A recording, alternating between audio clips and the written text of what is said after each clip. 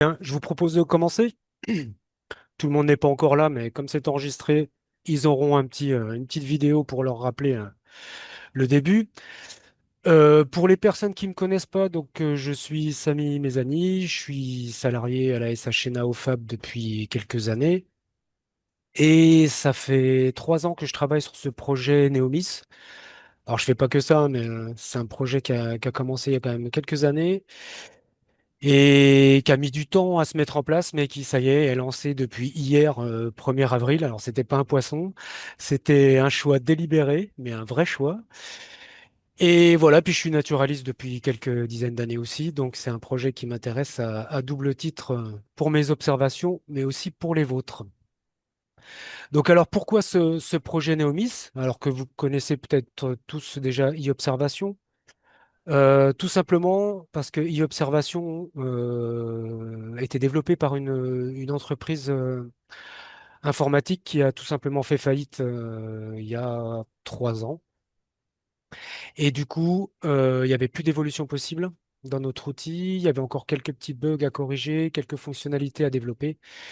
Et comme on n'est pas informaticien, on s'est retrouvé un peu désemparé.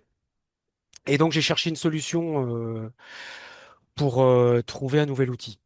Et on avait plusieurs possibilités. C'était soit de reprendre un prestataire pour refaire une nouvelle application web de zéro, mais ça, c'était quand même difficile à entrevoir du fait des moyens financiers et humains que ça représente. On aurait pu faire poursuivre le développement par une autre entreprise, mais en général, elles n'aiment pas du tout ça. Donc, on a vite laissé tomber. Et moi, j'ai plutôt regardé du côté des logiciels libres qui se faisaient dans ce domaine, parce que je savais qu'il y avait déjà 2 projets qui existaient au niveau national. Il y avait Collect, qui était un petit peu confidentiel, mais notamment utilisé dans le sud-ouest de la France. Et il y avait GeoNature.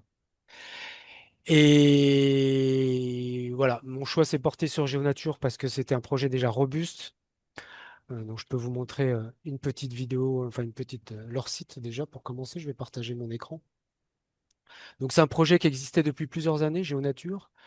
Alors il était moins vieux que notre e-observation, hein, puisque je rappelle qu'e-observation, ça a été la première application web à être lancée en Bourgogne dès 2009.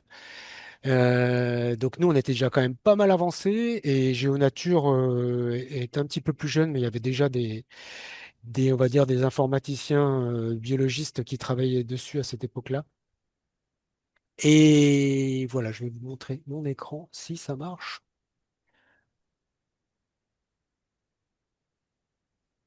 Voilà, donc je pense que vous voyez mon écran. Oui, Donc oui. voilà, donc le site GeoNature, voilà à quoi ça représente, hein, vous pouvez y aller, hein, c'est sur geonature.fr. Donc qui a été développé par le Parc national des Écrins et qui maintenant a fait vraiment tache d'huile, hein, puisqu'il est développé par quelques personnes au Muséum national d'histoire naturelle et aussi au Parc national des Cévennes, etc. Et il y a de plus en plus d'acteurs qui s'impliquent dans GeoNature, qui l'utilisent, mais qui s'impliquent aussi, notamment des parcs régionaux, des agences régionales de biodiversité. Donc là, on s'est dit, on a un bon coup à jouer en bénéficiant d'un logiciel libre, c'est-à-dire un logiciel qu'on peut installer librement, gratuitement, qu'on peut modifier à notre guise, légalement, et qu'on peut distribuer à nos utilisateurs. Et aussi, l'intérêt de ce projet-là, c'est que c'est, comme tout logiciel libre, c'est un projet qui est évolutif, qui est contributif. Et donc, on peut faire remonter des bugs, on peut y contribuer pour l'améliorer, parce que c'est un projet qui va être en constante amélioration.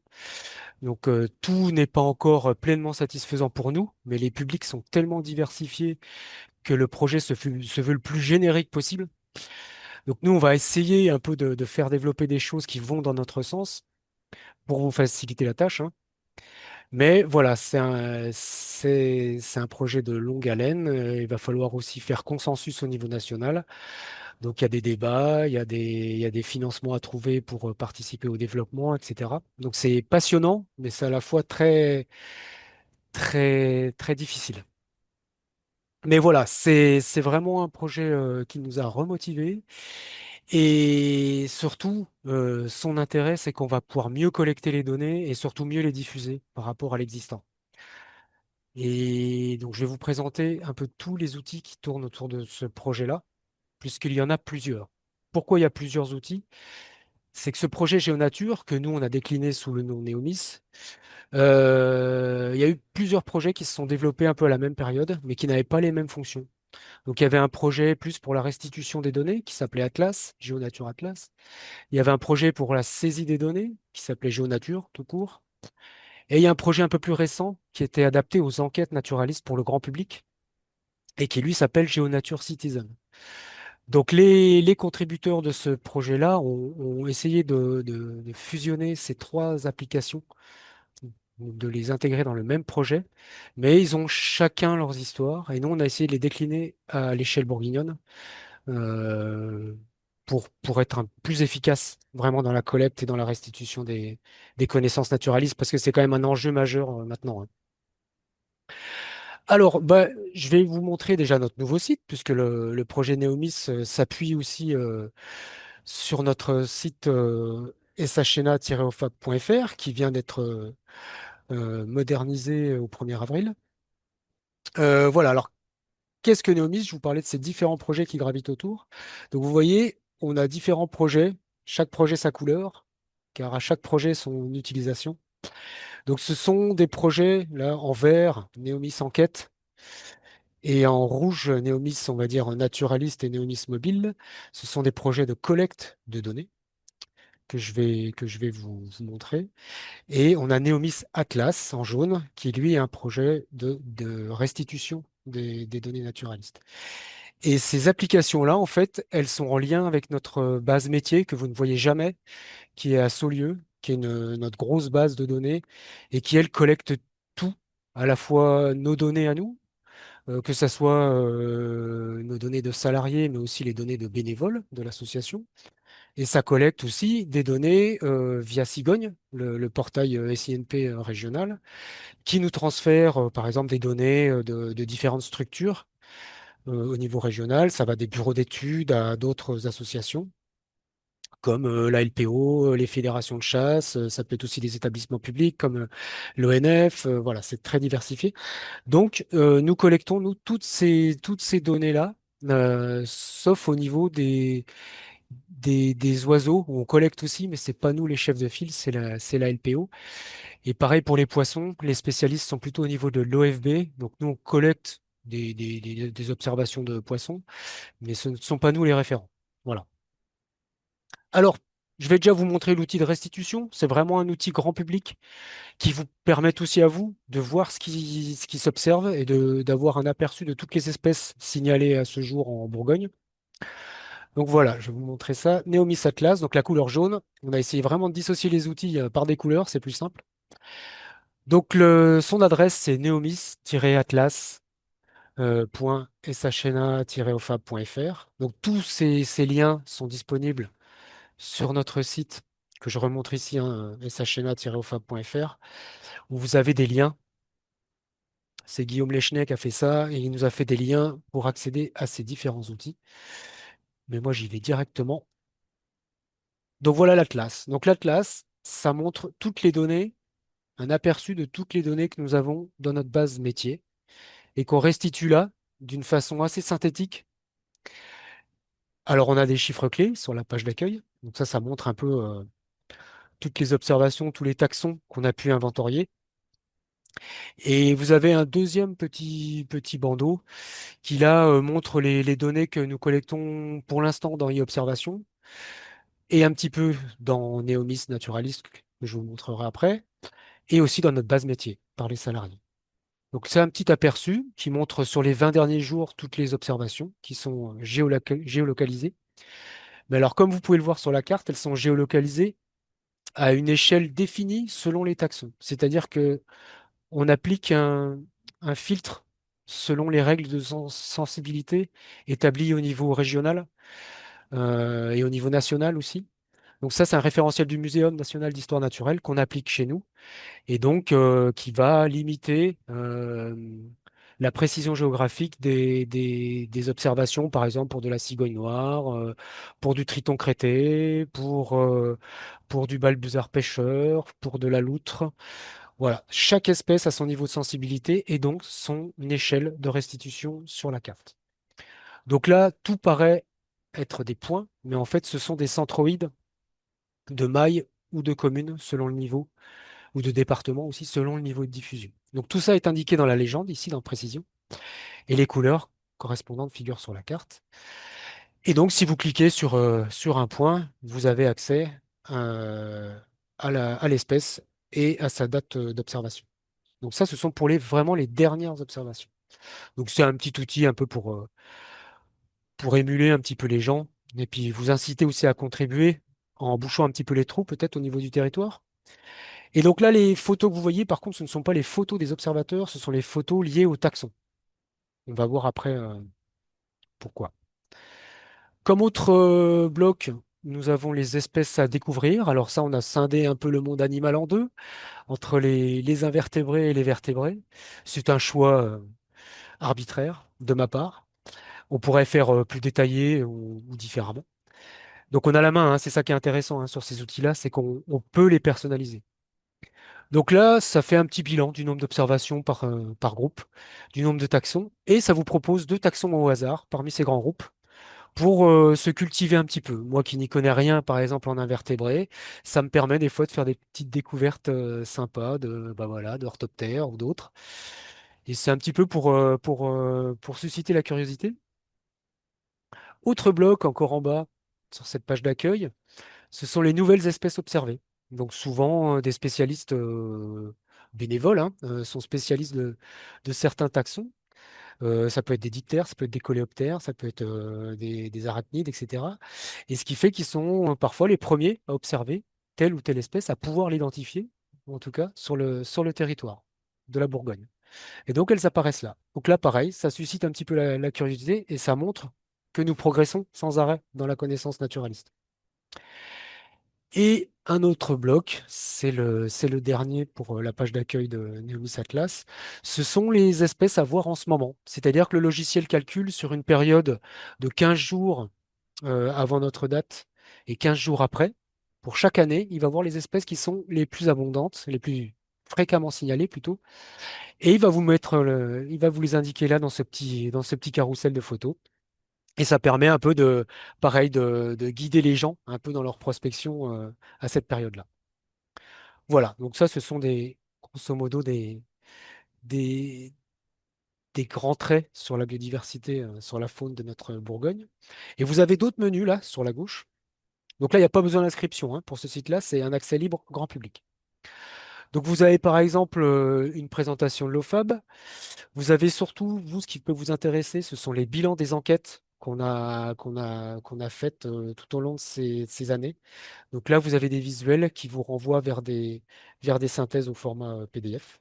Donc là, vous pouvez scroller, comme on dit, pour aller chercher tel ou tel bilan d'enquête. Donc on les mettra encore au fur et à mesure, hein, avec celles qu'on va produire encore cette année et puis les années à venir. Vous avez aussi une page consacrée aux atlas régionaux en cours, puisqu'il y a toujours un atlas des longicornes en cours, avec une petite carte dynamique propre à cet atlas. Donc ça, c'est déjà des informations que vous voyez sur notre ancien site. On les a juste répercutées dans Neomis Atlas pour être un petit peu plus clair. Et voilà, ça peut vous inciter aussi à participer là pour l'Atlas des Longicornes de Bourgogne-Franche-Comté. Que ça soit côté Bourgogne ou côté franc-comtois, il y a des liens qui vous mènent vers les outils des deux ex-régions. Et bien sûr, des aides à la détermination pour cette enquête-là, qu'on retrouve aussi ici dans le menu général, aide à la détermination. Donc ça, c'est tous les documents qu'on a édités ces dernières années pour vous faciliter les identifications de certains taxons un peu problématiques. Donc voilà, on a notamment les hygiènes là. Et enfin, si vous voulez participer, donc il y a le lien vers notre outil de collecte Neomis Naturaliste qui est ici. Et vous avez aussi une galerie photo. Alors là, c'est un peu plus, on va dire, anecdotique pour l'instant, même s'il y a 6000 photos. Voilà, ce sont les différentes photos récoltées pour chaque taxon. Voilà. Donc ça, c'est les pages principales de Neomis Atlas. Après, l'autre intérêt de cet outil-là, c'est que vous avez un double niveau de recherche. C'est que vous pouvez à la fois rechercher des informations pour tel ou tel taxon, Alors là, ils mettent par espèce, mais ça peut être des sous-espèces, ça peut être des familles, ça peut être tout niveau, tout rang de taxon. Et vous pouvez aussi chercher par territoire communal. Donc là, je peux vous donner par exemple quelques exemples. Donc là, un nom d'insecte qui m'a beaucoup fait rire aujourd'hui, c'était le pitécie de la verge d'or, que je ne connaissais pas du tout. Mais voilà, moi qui n'y connais rien dans ces taxons-là, je peux avoir une petite information sur les données disponibles, sur la carte, sur les photos présentes. Alors là, vous voyez, ce n'est pas un bug. Il n'y a pas de photo, il y a un espèce de code, tout simplement parce que le site de l'INPN a été piraté l'année dernière au niveau du Muséum national d'histoire naturelle, au mois de juillet, je crois, l'année dernière. Et depuis, ils sont en lente reconstruction et donc nous n'avons plus accès automatiquement à leurs photos de taxons. Or, notre outil s'y connecte automatiquement. Donc là, pour l'instant, beaucoup de taxons vont souffrir d'un manque de photos, mais ça va se remettre progressivement en place. Sur la carte en dessous, donc on voit les observations à ce jour de cette espèce-là. Alors, pareil, toujours le niveau de précision, hein. On ne met pas de diffusion très précise pour ce site-là. C'est grand public, pas d'inscription, donc on floute au minimum à la maille 500 mètres. Ce qui correspond aussi souvent en plus à la précision de certaines observations. Donc c'est pas plus mal. Donc si vous zoomez par exemple, vous allez vous rendre compte que c'est un maillage. Voilà. Maillage de 500 mètres. Les points sont en fait le centre des mailles. Voilà. Et la couleur vous indique sur le niveau de diffusion. Donc là, c'est à la maille 500 mètres pour cette espèce-là. Il n'y a pas de sensibilité précise pour cette epithécie de la verge d'or. Et autre critère intéressant pour observer les données, ce sont les critères d'année. Et vous pouvez faire glisser un peu les bornes inférieures et supérieures des années pour vous focaliser sur une période, ce qui vous permet un peu de voir ce qui a été observé ces dernières années, ou à contrario, de voir ce qui a été observé il y a la décennie précédente, par exemple. Donc ça, c'est très intéressant. On a à la fois une restitution cartographique, spatiale, et une représentation temporelle. Sinon, on a des blocs intéressants pour d'autres espèces plus connues ici. Donc, on peut trouver les informations sur l'espèce ou un petit graphique sur le nombre d'observations par mois. Mais là, je vais vous montrer, par exemple, une espèce plus commune. On va taper un oiseau. Donc, vous tapez le début du nom, hein, et puis vous choisissez après dans la liste. Donc, par exemple, voilà, la fauvette à tête noire, une espèce beaucoup plus commune que la précédente. Et donc là, vous voyez que la représentation a changé parce qu'au-delà d'un certain seuil de nombre d'observations, on passe en représentation de type maille, où là, c'est le nombre d'observations par maille qui vous est restitué. Ce ne sont plus des points, ce sont une synthèse par maille. Si vous zoomez sur un territoire précis, vous allez voir qu'au bout d'un moment, si ça veut bien marcher, donc là, il y a tellement de données que mon ordinateur est en train de peut-être de flancher un petit peu. Voilà, voilà. Donc on peut accéder aussi à la maille 500 pour cette espèce-là. Et on peut jouer à nouveau sur les bornes de date. Et donc là, vous voyez, pour cette espèce-là, on a récupéré ce qu'il y avait sur notre ancien site, e-observation. On a récupéré les informations décrivant l'espèce, son milieu, sa répartition éventuellement. Et puis on a aussi un petit onglet sur les synonymes là qui est automatique, mais bon, c'est un peu anecdotique, c'est plutôt l'INPN qui nous renseigne là-dessus. Et là, il y a une autre information sur les communes. Bon, ça à voir si on le garde à l'avenir, parce que pour les espèces communes comme ça n'a pas vraiment d'intérêt. Mais ça vous permet d'aller directement vers la commune de votre choix. Donc, par exemple, si je vais vers une commune, tiens, je prends Chapez au hasard. Vous pouvez cliquer dessus et là, vous accédez au deuxième niveau de recherche de cette application. Voilà, c'est que vous avez une restitution communale de toutes les observations. Donc là, quand vous arrivez sur cette commune-là, vous avez des informations en bleu, là, sur la carte. C'est tout simplement des observations, sans plus de précision que ça. Les 100 dernières observations qui sont géolocalisées au minimum à la maille 500 mètres. Voilà. Et donc, ce sont les 100 dernières, hein, donc il n'y a pas tout. Mais sur votre gauche, vous avez un petit bilan déjà général sur le nombre d'observations sur la commune, le nombre d'espèces, le nombre d'observateurs. Et vous pouvez sélectionner une espèce pour voir sa répartition dans la commune. Donc là, si je prends le sonneur à ventre jaune à Chapez, à la maille 500 mètres, on a bien la répartition de l'espèce. Vous voyez, là, une espèce plutôt forestière, a priori, dans ce secteur-là, qui est sûrement dans des ornières ou dans des sites un peu pionniers. Et vous pouvez faire défiler, donc c'est par ordre décroissant du nombre d'observations, hein. C'est ni un ordre systématique, ni un ordre alphabétique. C'est vraiment lié au nombre d'observations. Vous voyez là, 32, c'est l'espèce la plus souvent observée à Chapez.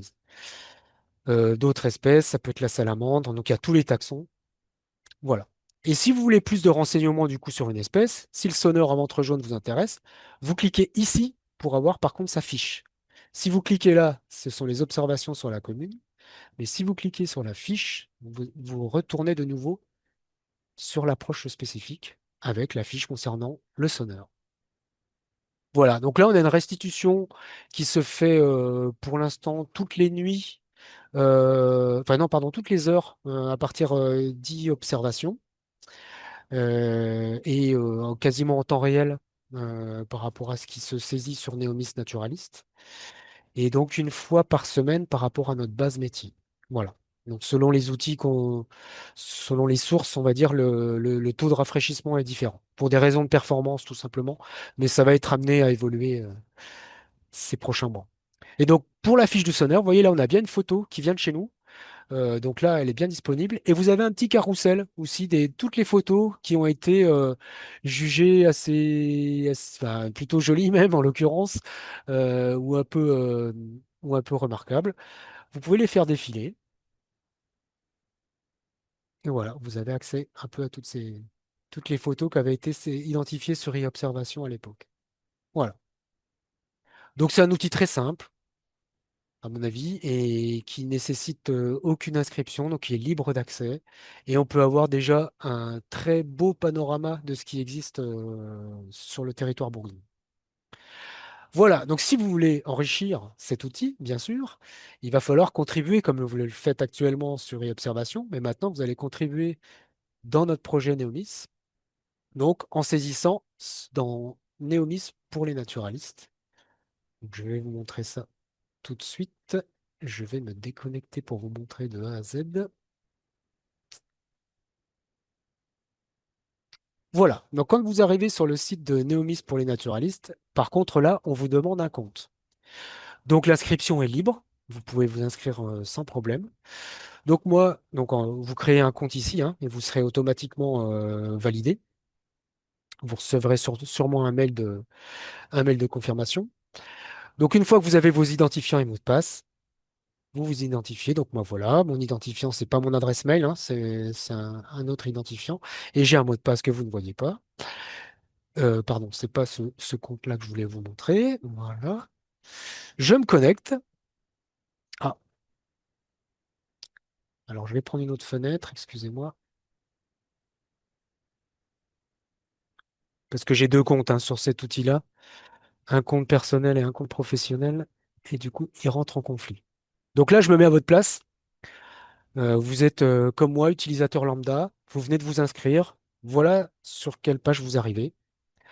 Donc avec toujours un menu à gauche qui est très limité et votre information de compte ici et un outil qui vous permet de masquer ou pas le menu de gauche.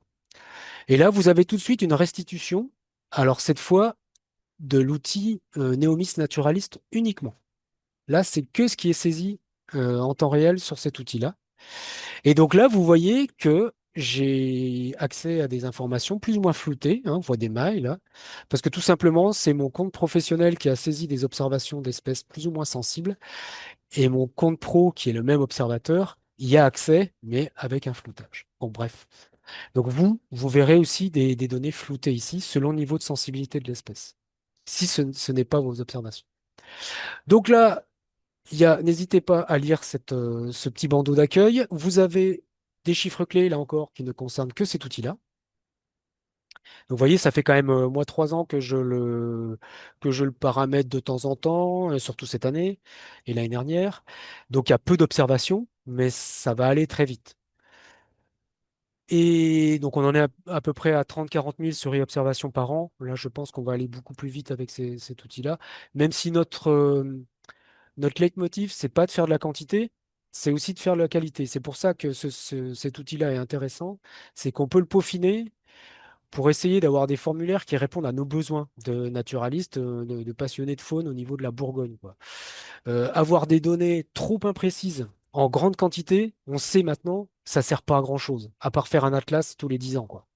Donc nous, on va aller au-delà, avoir des informations sur la phénologie des espèces, sur les milieux, voilà. Donc du coup, on a adapté un peu les formulaires. Donc pour saisir, vous allez dans Observation. Voilà, donc là, vous avez une nouvelle fenêtre qui s'affiche, où là, en tant que simple observateur, vous voyez vos propres observations que vous avez déjà saisies éventuellement. Donc vous n'allez rien voir. Ou vous pouvez voir aussi des observations pour lesquelles vous avez un droit d'accès.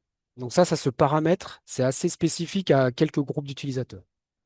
Mais en l'occurrence, Observateur Lambda n'a accès qu'à ces observations dans cette partie-là. Donc vous pouvez consulter vos observations déjà. Vous pouvez les filtrer, c'est-à-dire par taxon, par jeu de données, j'y reviendrai, et par date. Et vous pouvez appliquer ce filtre à vos données. Donc par exemple, si moi je cherche toutes mes données de petit rhinolophe, je tape le début de l'espèce, c'est bien celle-là, peu importe la date, je fais rechercher, et voilà, j'ai toutes mes données qui s'affichent.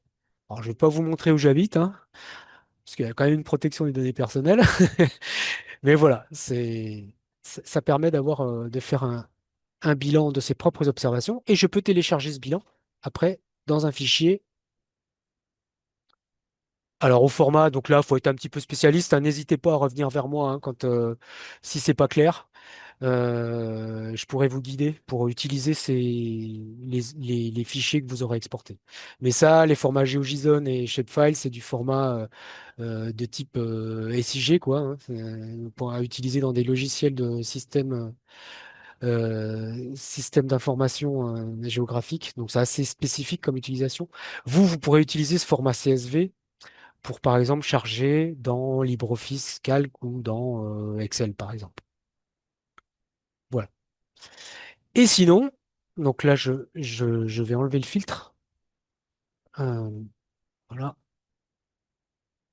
Donc là, je reviens à la situation initiale. Je masque ce bandeau de filtre en cliquant dessus. Et donc là, maintenant, si j'ai envie de saisir une observation, donc je n'oublie pas de cliquer sur Ajouter un relevé. Je vous dis ça parce que moi, j'oublie systématiquement. Donc, ajouter un relevé, j'ai tendance à vouloir mettre un point sur la carte avant d'ajouter le relevé. Mais non, il faut déjà cliquer sur Ajouter un relevé. Alors, un relevé, c'est quoi? On n'a peut-être pas l'habitude d'entendre ce terme, mais en fait, c'est un relevé de un ou plusieurs taxons qu'on va faire à un endroit donné, à une date donnée. C'est tout.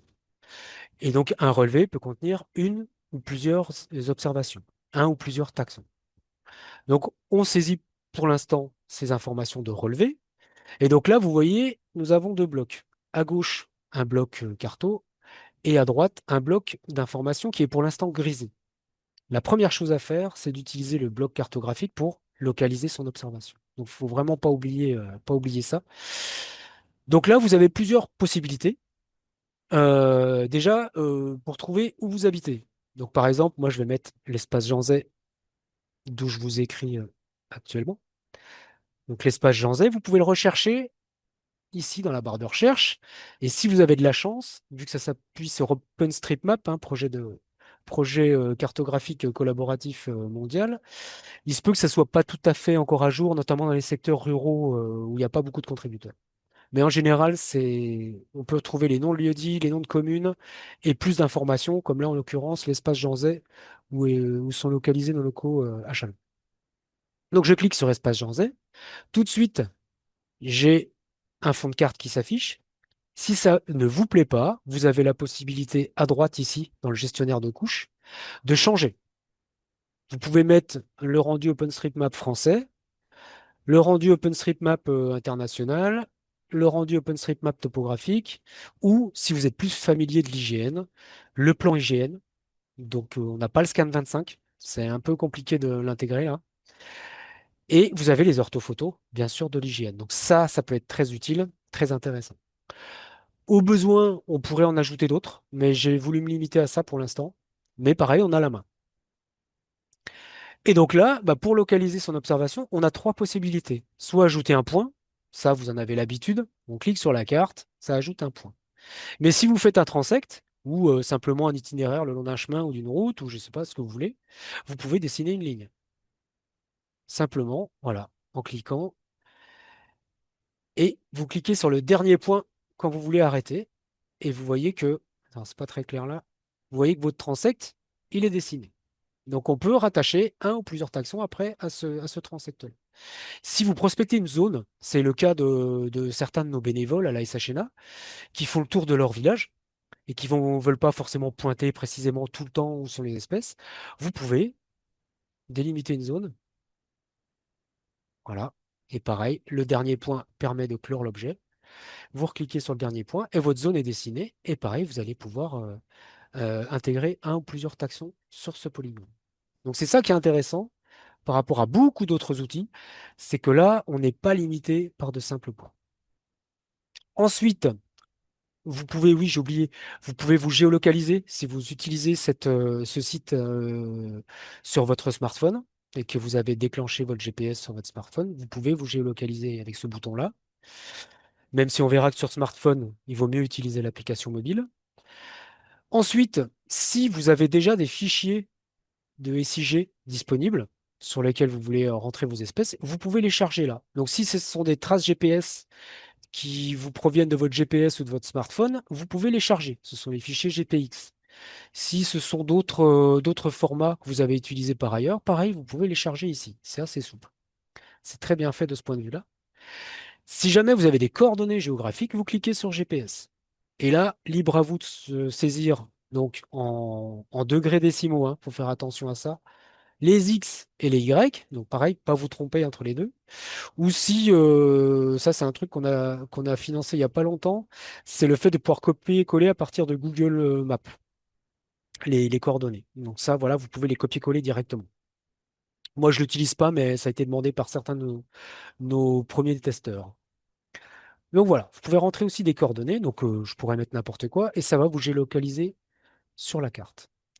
Et surtout, un point important pour terminer dans ce module cartographique, ce sont les sites favoris. On retrouve, comme dans e-observation, la possibilité de pouvoir enregistrer un ou plusieurs sites favoris. Alors ça peut être votre maison, votre jardin, votre nichoir, le site où vous allez régulièrement, votre endroit, comment dire, votre zone de loisirs, votre boulot, ça peut être n'importe quel point. Donc je vous incite à le faire pour éviter à chaque fois de créer des points multiples pour un même site. Des fois, ça sert à rien de vouloir mettre X points alors que ça désigne exactement le même endroit. Et si on observe par exemple des grands animaux, entre guillemets, comme, ou les animaux qui se déplacent sur d'assez grandes distances comme les oiseaux, etc., ça sert à rien des fois de faire des points hyper précis à chaque fois. Donc autant utiliser des sites favoris. Donc vous les enregistrez là. Par exemple, moi je pourrais enregistrer ce polygone-là. Je lui donne un nom. Donc là, je vais l'appeler essai. Ici, je vous conseille pas de l'utiliser parce que c'est un développement qu'on a financé là il y a quelques semaines. Et en fait, ça fait pas tout à fait l'effet escompté. C'est-à-dire que là, si vous cliquez sur partager ce lieu, il va intégrer les sites favoris de tous les utilisateurs. Donc bon, si c'est votre maison, pour des raisons de protection des données personnelles, je vous le déconseille. Voilà, donc cliquez pas trop là-dessus pour l'instant. On verra pour améliorer ça plus tard. Donc là, je donne un nom à mon site favori et je l'enregistre. Ce qui fait que si je veux y revenir la fois suivante, je clique sur ma liste des lieux ici. Et là, vous voyez, il est, il est ici. Et c'est, voilà. Et je peux l'utiliser sans problème. Voilà. Voilà. Donc, j'espère que je suis clair sur cette partie géolocalisation. J'ai oublié une chose, c'est que si vous êtes un peu feignant en ne voulant pas trop zoomer, eh ben, si je veux placer par exemple un point ici, vous avez un message d'avertissement qui vous dit veuillez zoomer davantage pour pointer le relevé. Donc, on a défini un seuil de zoom minimal pour rentrer quand même suffisamment précisément les observations. Voilà. Donc là, vous voyez, je suis quand même à l'échelle d'un village. C'est déjà suffisamment précis. Mais vous pouvez bien sûr aller beaucoup plus loin dans la précision. Ça, c'est vous qui choisissez. OK? Donc ensuite, première observation, vous voyez là maintenant, c'est qu'on a localisé notre point, on a accès à ce bloc-là et vous pouvez rentrer un ou plusieurs observateurs ou observatrices. Donc par défaut, c'est vous. Mais vous pouvez rentrer par exemple, on va mettre Guillaume Léchenet qui s'occupe de notre site web. Et voilà, vous pouvez comme ça multiplier le nombre d'observateurs, sauf qu'on a un petit problème pour l'instant qui va être résolu certainement cette année. Donc on a financé pareil une amélioration, c'est que là, vous ne pouvez ajouter que des utilisateurs qui sont inscrits sur le site. Si c'est quelqu'un de votre famille qui n'a pas de compte, vous ne pouvez pas l'ajouter pour l'instant. Il faudra me demander de l'ajouter et après vous pourrez le saisir. Donc ça, c'est une petite limitation. Mais vous voyez, comme c'est un outil libre, on fait remonter les bugs, on pousse pour que ces défauts-là soient corrigés petit à petit, si ça fait consensus, et à terme, on aura ce qu'on veut. Alors là, l'autre point important, c'est le plus rébarbatif, je pense, pour vous, ce sont les jeux de données. Ça, c'est un terme donc, qui est lié au SINP, donc le système d'information sur la nature et les paysages du Muséum national d'histoire naturelle. C'est une métadonnée, c'est-à-dire que nous permet de décrire dans quel contexte ont été réalisées les observations. C'est-à-dire pourquoi vous alliez à cet endroit-là, pour récolter dans quel but ces observations. Donc on a fait simple pour l'instant, vous n'avez accès qu'à deux jeux de données.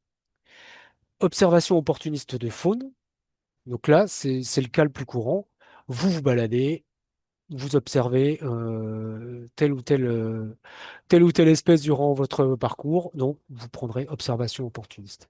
Ça va être agrémenté selon les permissions, selon les groupes d'utilisateurs auxquels vous appartenez. Ça va être augmenté au fur et à mesure des utilisations, au fur et à mesure des mois là. Ça peut être par exemple des sorties. Si la SHNA organise telle ou telle sortie, notre jeu de données peut être sortie naturaliste de la SHNA, par exemple. C'est pour toujours décrire dans quel contexte on le fait. Et ça, c'est un point très important parce que ça permet d'avoir une traçabilité des données quand nous, on va les exporter après au niveau régional, au niveau de Cigogne, par exemple. C'est la déclinaison régionale du SINP. Et quand Cigogne, après, exporte au niveau national au SINP, au niveau du muséum, ça permet de savoir que telle observation a été réalisée dans ce cadre-là, dans ce contexte-là, et on peut savoir d'où ça vient, pourquoi ça a été fait, si ça a été financé ou pas, si ça a été. Les jeux de données, ce sont vraiment des données annexes aux observations qui permettent de savoir vraiment toujours pourquoi on a récolté ces données et dans quel cadre. Très important pour échanger aussi les données. Voilà. Donc, observation opportuniste de faune. Et j'en ai ajouté un pour les bénévoles, c'est si vous faites des trajets réguliers sur les routes ou si vous allez regarder des points de passage d'amphibiens ou de grands mammifères, ça peut aussi être le cas, vous choisirez ce jeu de données-là. Comme ça, nous, on sait que cette donnée-là de chevreuil, elle a été faite dans le cadre de ce jeu de données passage sur les routes. Donc, quand nous, on va faire des synthèses sur les animaux écrasés ou qui traversent les routes, sur les points noirs du réseau routier bourguignon, on ira chercher ces données-là et on les aura tout de suite à disposition. Ça, c'est très utile après pour gérer ça. Voilà, j'espère avoir été clair là-dessus. Et il y a un point très important aussi, c'est que les jeux de données sont liés à des organismes. Et notre outil permet d'associer des utilisateurs à différents organismes qui auront différents droits et qui accorderont différents droits aux autres organismes ou pas. Donc vous, en tant que simple observateur lambda, comme moi là, je n'ai pas d'organisme. Donc je peux ne pas voir après certaines données d'autres organismes. Et c'est ça qui est bien, c'est que ça permet à certaines associations, on a le cas des associations qui se servaient d'e-observation pour servir leurs données, pour saisir leurs données de migration, par exemple, de Milan Royal ou autres. Ça va leur permettre, ces jeux de données-là, d'être identifiés comme tels. Voilà, ce sont les données de suivi de Milan Royal de telle association dans tel cadre. Et ça peut leur permettre après de les échanger plus rapidement. C'est-à-dire qu'ils chercheront leur jeu de données de telle année concernant le Milan Royal. Ils pourront faire une synthèse. Ils pourront l'exporter très facilement. Voilà, ça permet de faire des lots de données bien identifiés. Et ils pourront en choisissant leur jeu de données, avoir un accès total et pouvoir même valider leurs données. Donc, c'est-à-dire que nous, on valide, hein, on a un groupe de validateurs, j'y reviendrai après, mais les associations, les autres organismes qui contribueraient à notre portail auraient aussi ces droits-là, si le cœur leur en dit, hein, c'est pas une obligation. Mais ça permet une gestion fine des données et de gérer les données par groupe d'utilisateurs, par organisme, etc. C'est très très bien fait. Ça peut vite devenir assez complexe, mais c'est quand même assez bien fait de ce point de vue-là. Donc vous, en tant qu'observateur, on va dire observation opportuniste de faune. Ça, c'est vraiment le truc à retenir. Alors les dates, on limite à une date de début, parce que si on voulait être plus précis, par exemple, si on collectait des données sur des soirées, hein, tout simplement des nuits passées à, je sais pas moi, à chercher des chauves-souris ou des amphibiens ou autres, des écrevisses, eh ben, une nuit, ça peut s'étaler sur évidemment 2 jours. Donc on pourrait dire, bah voilà, dans la nuit du 2 au 3, j'ai été de façon opportuniste sur le terrain ou j'ai été faire une étude écrevisse à tel ou tel endroit. Donc ça permet de faire ça. Attention, ce n'est pas pour mettre, par exemple, j'ai observé un écureuil entre le 1er juillet et le 31, je suis plus sûr. Il vaut mieux pas s'en servir pour ça. Nous, ce qu'on veut, c'est quand même avoir des dates précises. Mais si c'est un relevé qui s'étale sur plusieurs dates, ça peut être un piège photo hein, aussi, hein, par exemple. Hein. Eh ben voilà, ça sert à borner un peu le relevé, mais c'est pas pour des incertitudes concernant les dates. Donc vous voyez là, j'ai appuyé sur ce petit bouton plus là pour avoir cette date de fin, et aussi pour accéder aux heures de début et aux heures de fin de relevé si vous avez envie de les saisir. Donc c'est bien l'heure de début et l'heure de fin, hein, c'est pas la durée hein, ici. Donc là, le format est indiqué. Il faut mettre 2 points et pas un petit H hein, entre les, pour séparer les heures des minutes. Ensuite, un petit champ facultatif. Donc par défaut, c'est la date du jour. Hein, j'oubliais, mais vous pouvez bien sûr choisir n'importe quelle année et n'importe quel mois, n'importe quelle date, hein, bien sûr. Donc, autre champ, la technique de collecte du relevé. Donc, ça, c'est le référentiel Campanule, encore un référentiel du muséum. Donc, ça peut paraître un peu technique pour les gens, mais ceux qui font, par exemple, la collecte d'insectes ou des observations d'insectes, ils peuvent trouver leur bonheur dans les techniques ici. Mais moi qui suis plutôt oiseau ou mammifère, etc., bon, on s'en sert pas forcément, quoi. Hein. Vous voyez, il y a observation à la moutarde pour les vers de terre. Bon, bah là, va falloir peut-être qu'on restreigne un peu cette liste de valeurs-là, mais c'est quand même assez spécifique à certains taxes. Mais n'hésitez pas, hein, à aller jeter un coup d'œil, vous trouverez peut-être votre bonheur. Donc vous pouvez mettre un commentaire pour le relever, hein, donc ça c'est vous qui voyez. Et là, vous voyez, il y a un champ qui est obligatoire ici, qu'on a mis en rouge, c'est la précision géographique. Ça, peu importe votre pointage, indiquez ici si c'est précis ou pas. Donc vous voyez, on retrouve des échelles qui sont un petit peu plus précises que celles qu'on avait mises sur les observations. Voilà. Donc bon, si vous êtes précis, vous pouvez mettre 0,25 mètres. Si vous êtes imprécis, voilà, c'est vous qui choisissez. Ensuite, 2 catégories de milieux ou d'habitat, comme vous voulez. Ça, on n'a plus de gestion de site. Ça, c'est une limitation actuelle de Neomis Naturalist, enfin, et de GeoNature. C'est il n'y a pas de gestion de site sur ce module d'observation. Donc là, on a voulu que les choses soient un petit peu plus claires, que vous localisiez votre point et puis que vous nous indiquiez si c'est vraiment un milieu relativement bien identifié, que vous puissiez mettre le milieu environnant, donc c'est-à-dire c'est des grands types de milieux qui sont autour de vous. Hein. Donc là, ne faites pas trop attention à cette numérotation-là, c'est un problème technique pour hiérarchiser les milieux, parce qu'on voulait absolument avoir une liste hiérarchique, vous voyez, si on prend les milieux agricoles, dans les milieux agricoles, il y a les prairies. Dans les prairies, bah, on a deux types de prairies, prairies humides, prairies mésophiles. Et dans chacune, on a encore des sous-types de prairies. Donc là, à vous de voir, soit vous scrollez sur cette liste et vous trouvez votre bonheur. Je vous laisserai découvrir ça. Soit vous tapez. Par exemple, le début, si vous cherchez forêt, vous tapez fort. Et là, vous voyez tous les milieux environnants correspondants. Donc c'est assez limité hein, dans les milieux environnants. On a fait large. Donc, par exemple, vous étiez là, je suis dans un village, je peux mettre village. OK, ça, c'est le milieu environnant. Bien sûr, ça coule de source quand on regarde la carte, mais nous, ça nous permet après, quand on ne voit pas la carte, de bien identifier le milieu où vous étiez. Et après, si vous voulez être plus précis, là, vous étiez dans un village, mais dans quel type de milieu? Ça peut être une mare. Donc là, pareil, vous avez accès à une liste encore plus fournie d'habitats ou de milieux. Et là, par exemple, bah oui, c'est une mare de village, par exemple. Ou ça peut être une mare tout court si vous ne savez pas trop différencier. Vous pouvez préciser un peu l'endroit exact, le milieu exact où vous étiez. C'est pas un milieu précis en tant que tel, c'est un milieu qui est précisément localisé. Voilà, vous étiez à l'endroit d'une mare ou à l'endroit d'une carrière ou à l'endroit d'une source. Ça, pareil, vous regarderez par mots-clés. Hein, si je tape prairie, voilà, vous retrouverez encore les mêmes que précédemment, mais votre observation peut être dans la prairie, même si elle est environnée d'autres prairies. Ça permet vraiment de pointer l'habitat de l'observation. Donc, vaut mieux remplissez les deux si vous pouvez. Mais ce qui est le plus intéressant, c'est d'avoir l'habitat précis de l'observation. Donc, on n'a pas inventé l'eau chaude, hein, on a fait simple par rapport à ce qui existe hein, comme référentiel d'habitat, parce que c'est vite, nous qui ne sommes pas du tout botanistes ou spécialistes des habitats phytosociaux, ça, c'est vite très complexe. Nous, on a repris notre référentiel à nous qui existait déjà sur e-observation. Hein. On n'a pas tout refait. Hein. Voilà. Donc là, je suis dans un village. Admettons, j'étais peut-être vers un bâtiment. Je tape bâtiment et voilà, c'était un bâtiment religieux, par exemple. Et c'est parti. Maintenant, on a fini notre relevé. Je peux passer au deuxième onglet. Vous voyez ici, là, il y a un deuxième onglet qui s'appelle taxon qui est grisé. Tant que je n'ai pas validé ici le relevé. Donc là, j'enregistre et je vais avoir accès à cet onglet taxon.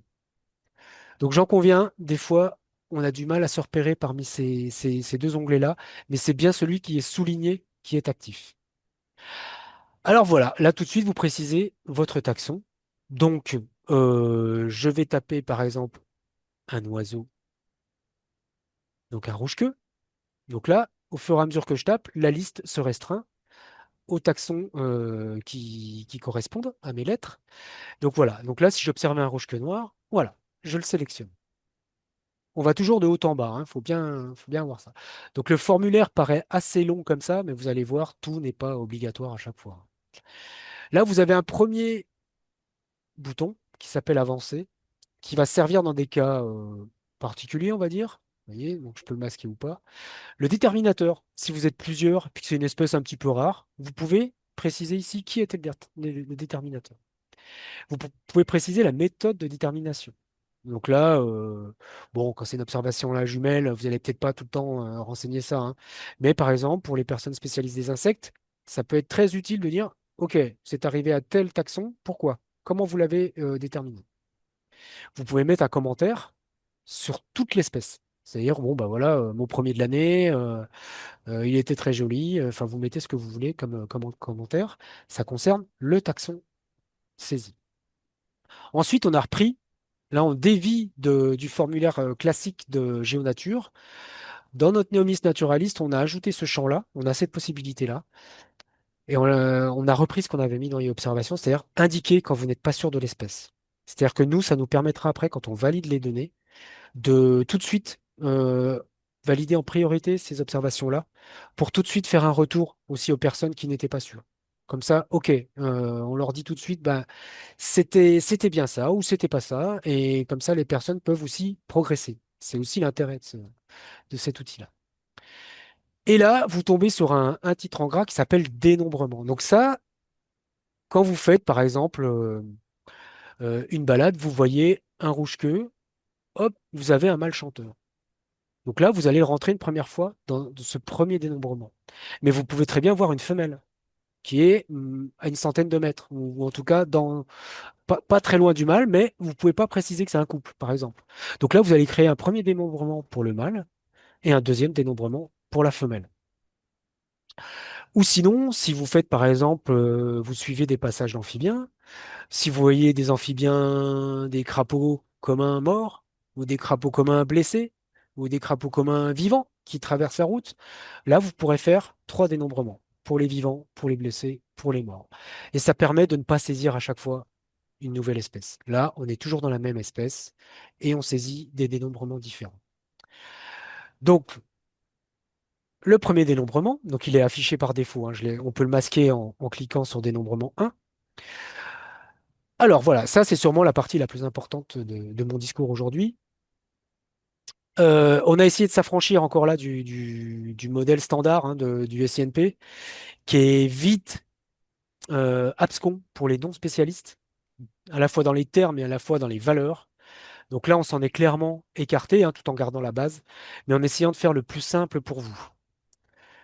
S'il y a des termes, franchement, des fois, faut se tordre le cerveau pour comprendre à quoi ça fait référence.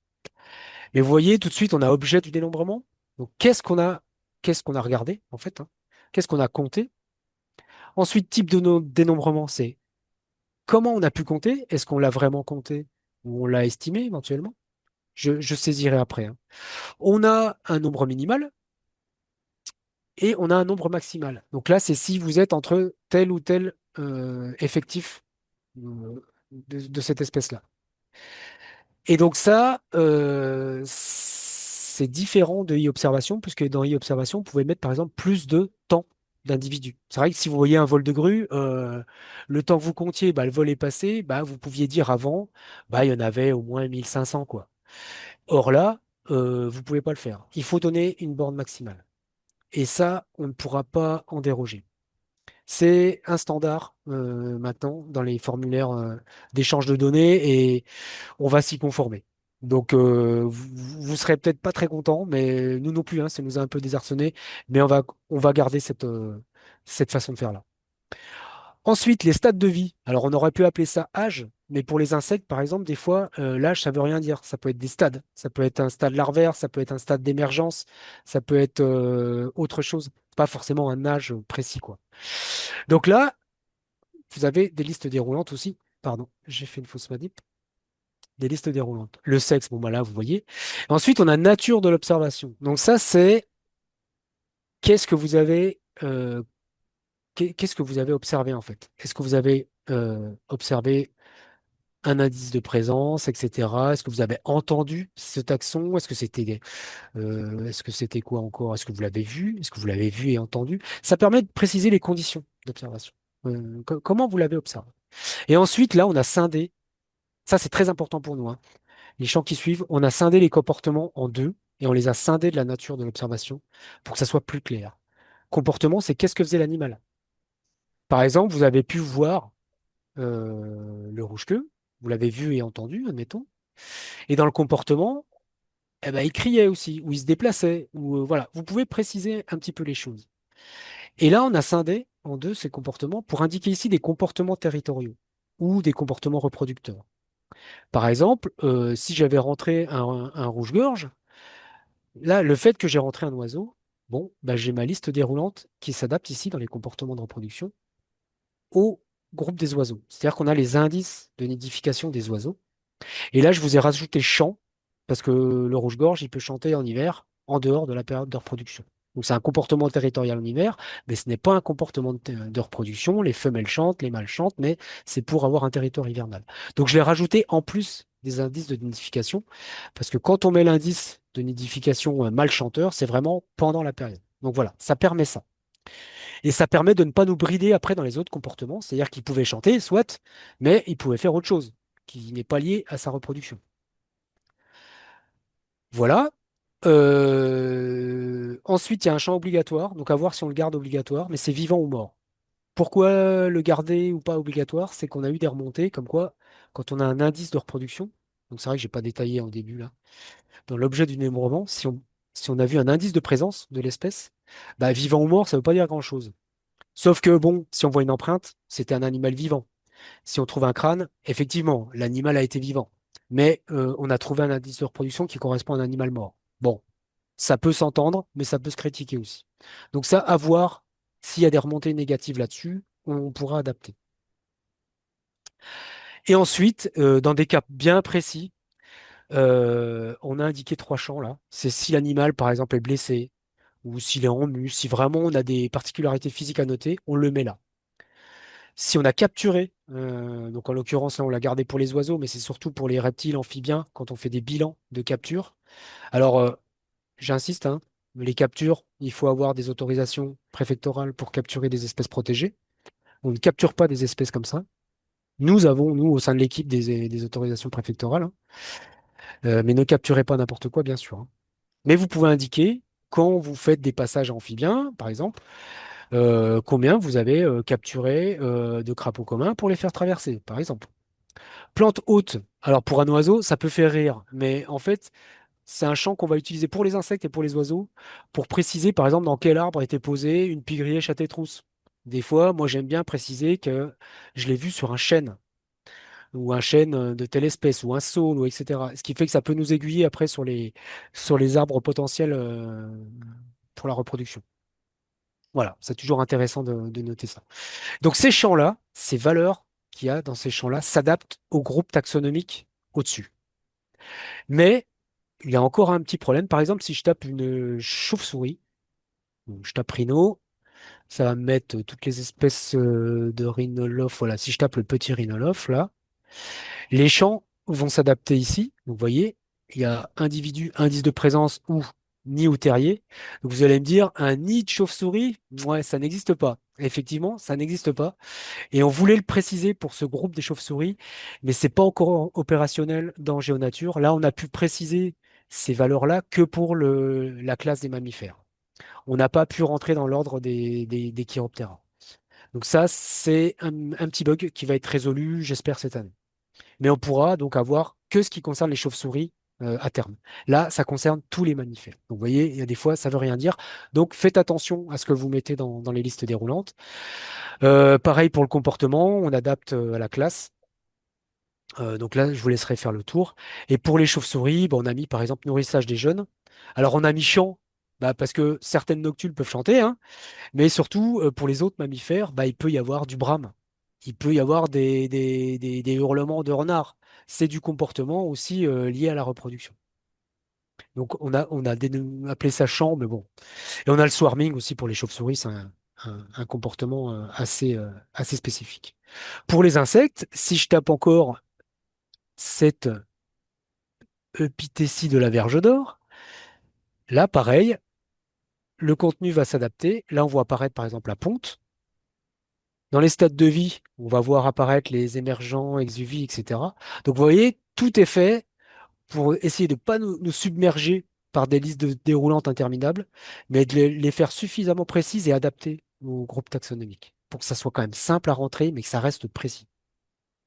Voilà. Donc si vous avez des difficultés, n'hésitez pas à me contacter. Je vous mets d'ailleurs l'adresse là sur le chat, comme ils disent, l'adresse où vous pouvez me contacter en cas de problème. Voilà, donc pour les insectes, après, on peut préciser la plante hôte ici. Alors, ce que j'ai oublié de dire, c'est que c'est un champ libre. Donc, bon, si vous mettez des noms latins, essayez de pas faire de fautes d'orthographe, parce que sinon on va se retrouver avec plein de valeurs différentes pour les mêmes espèces. Mais on n'a pas voulu le brider parce que ça regroupe à la fois des plantes qui peuvent être, enfin, on va dire des plantes de jardin, des plantes sauvages. Ça peut être des genres des fois qu'on ne connaît pas trop, ou ça peut être des familles. Enfin, donc pour éviter de rentrer trop dans le détail, on vous laisse libre cours pour indiquer le nom de la plante. Donc ça peut être arbre ou plante herbacée ou arbustive. Et ensuite, chose intéressante, donc on peut préciser pour chaque dénombrement, on peut importer un média. Donc un média, c'est par défaut une photo. Mais par rapport à e-observation, là c'est quand même beaucoup plus souple. C'est qu'on peut par défaut mettre une photo. Donc vous allez choisir votre fichier ici, hein, voilà. Ça vous connaissez. Mais si vous cliquez sur le bouton avancer, là vous pouvez aller choisir le type de média. Donc ça peut être un fichier audio, mais ça peut être aussi une page web, une vidéo sur un site dédié à ça. Ça peut être un document PDF. Enfin, vous voyez, ça commence à être intéressant parce que certains peuvent noter, par exemple, sur eNaturalist, certaines observations. Et du coup, ils peuvent la reporter ici en indiquant le lien vers l'observation eNaturalist. Ça peut être utile pour toujours avoir une meilleure traçabilité des données. Et donc là, bah, les photos, les sons ou les vidéos vont être importés sur notre serveur à nous. Hein, ça ne sera pas sur une chaîne YouTube comme avant. Donc là, bah, si j'annule, je clique sur le bouton rouge. Et si je veux valider mon dénombrement, donc là, je reclique sur dénombrement 1, vous voyez, il est là. Je ne peux pas le valider. Pourquoi? Le bouton, il est grisé là, parce que je n'ai pas rempli ce champ obligatoire. Dès que je le remplis, je peux enregistrer ce taxon. Voilà. Donc là, il est enregistré, il est apparu ici, à droite. Donc toute votre liste de taxons va apparaître ici au fur et à mesure de la saisie. Donc là, je peux attaquer un autre taxon. Il sera toujours dans le même relevé, au même endroit, même date, même observateur, etc. Donc vous pouvez continuer. Et pour chaque espèce, un ou plusieurs dénombrements. Donc vous voyez, il y a plusieurs niveaux dans chaque observation, entre guillemets. Il y a relevé, taxon, dénombrement. Voilà. Donc je vois que l'heure tourne. J'espère que vous n'êtes pas pressé d'aller manger, mais on a quasiment fini, hein. Ça va être assez court après. On a fait le plus important là. Donc si vous voulez modifier une observation en cours de votre saisie, vous pouvez retourner là, hein. Il n'y a pas de problème. Et une fois que vous avez fini, vous terminez la saisie avec ce bouton à droite. Donc vous voyez, mon epithécie de la Verge d'Or et figure dans ma liste des observations ici. Alors voilà, donc là, vous pouvez retourner aussi là, vous pouvez la supprimer, après, vous faites ce que vous voulez.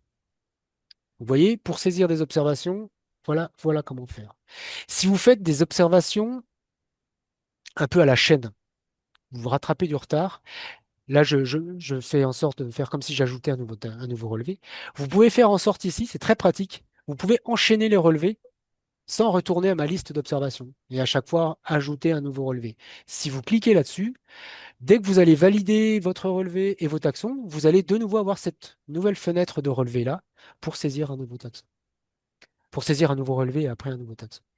Et la petite roue crantée là vous permet d'avoir des options supplémentaires. C'est de reporter des informations d'un relevé à l'autre, ou d'un taxon à l'autre, ou d'un dénombrement à l'autre, au fur et à mesure de vos saisies pour pas les retaper.